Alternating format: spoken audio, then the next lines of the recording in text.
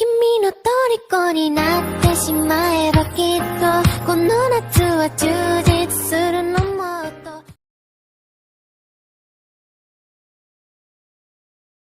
Hai guys, Rina di sini. Hari ini saya akan membahas tentang Errol the Tainted. Pertama, saya akan membahas profilnya terlebih dahulu. Errol lahir pada tanggal 20 Juni di Kingdom of Norman. Dia memiliki tinggi 173 cm. Errol dahulunya berstatus sebagai Demon Hunter generasi pertama. Dulu dia adalah anggota Demon Hunter yang paling lemah.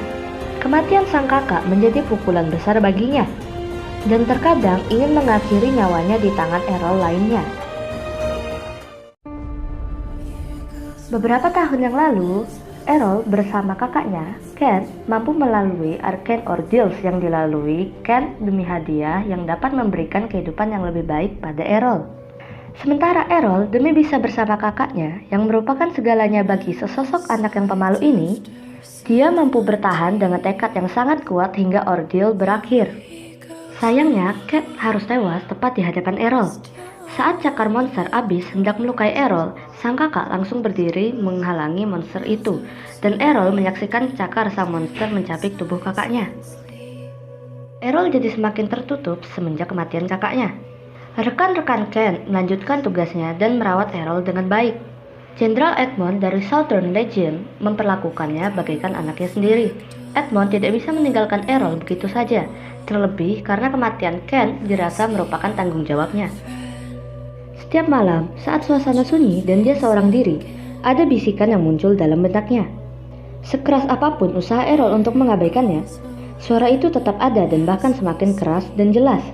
Tak butuh waktu lama bagi Errol untuk menyadari identitas suara itu, karena itu suara dirinya sendiri. Errol menyimpan rahasia itu sendiri. Satu-satunya orang yang dipercayainya telah pergi dari dunia ini, dan suatu hari hal itu akan menimpanya juga. Dia begitu menantikan saat-saat itu. Oleh karenanya, Errol berhenti bersembunyi dan menangis. Tidak ada lagi sosok bocah pemalu dan canggung di medan pertempuran. Errol mulai bertarung dengan semangat dan amarah yang menjadi-jadi, yang memberinya julukan Errol si Gila. Seringkali, Errol mengabaikan aturan saat bertarung, yang membahayakan dirinya dan rekannya. Hal ini memaksa Edmond mengambil tindakan, yaitu dengan menempatkannya di penjara khusus, dengan harapan dia mampu menenangkan diri dan berpikir jernih. Namun, Errol tak menyalahkan Edmond. Dia tahu bahwa apa yang Edmond lakukan adalah demi melindungi dirinya dan rekan-rekannya, dan dia tak menutup mata terhadap kebaikan yang ditunjukkan sang jenderal semenjak kematian Ken. Hal ini yang membuat Errol mampu bertahan. Hingga tiba saatnya dia dibebaskan dan mendengar bahwa Edmond telah meninggal akibat penyakit yang diderita karena bekerja terlalu keras. Errol menuju camp sambil terisak, lalu berpas-pasan dengan beberapa prajurit yang tak mengenal dirinya. Mereka menertawakan dan menggunjing bocah kurus bermata sembab dan bekas air mata di pipinya, hingga mereka melihat dirinya memasuki camp Demon Hunter. Errol memanjati tirai tipis menuju ruangan tak berjendela berisikan alat-alat dan ramuan. Di sana berkumpul sejumlah penyihir. Errol sekuat tenaga memanjat meja kayu di tengah ruangan. Dia berbaring dan tubuhnya diikat tali kulit.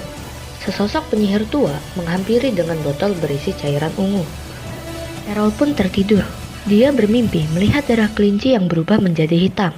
Seraya akar hitam menjalar keluar dari lukanya, membungkus lengan kanan Errol dan membuatnya mati rasa.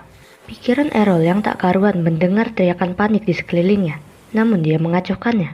Meronta dengan kekuatan bak monster, dia mengamuk, menghempaskan semua yang ada di ruangan di setiap ayunan lengannya, menyerang semua yang dilihatnya, dunia di hadapannya, dan takdir yang menantinya.